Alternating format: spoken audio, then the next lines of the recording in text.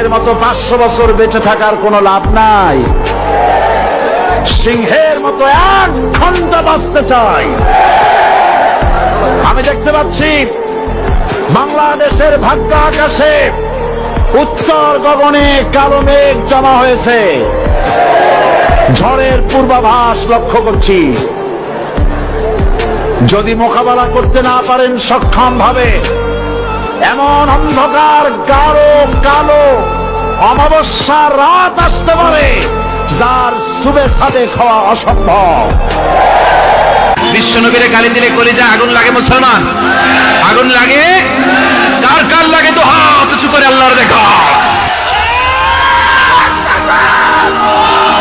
গোটা বিশ্বকে ভদ্রতা, নম্রতা, সিভিলাইজেশন, বিনয়, ম্যানার শিখিয়ে গিয়েছেন বিশ্বনবী, ঠিক কিনা? As a father, as a husband, as a teacher, as a commander, as a reformer of the society, as a messenger, Muhammad is the superman of the world. স্বামী হিসেবে, বাবা হিসেবে, নেতা হিসেবে, নবী হিসেবে বিশ্বনবী সাধারণ কোনো মানুষ নন, তিনি অসাধারণ মানুষ।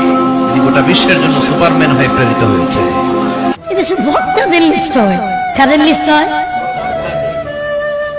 দুর্নীতিবাজদের লিস্ট নেই, সুরের লিস্ট নাই, বাটপারের লিস্ট নাই, খাড়ের নিচে কে কত বেশি তেল লুকাইতে পারে এটার কোনো লিস্ট নেই।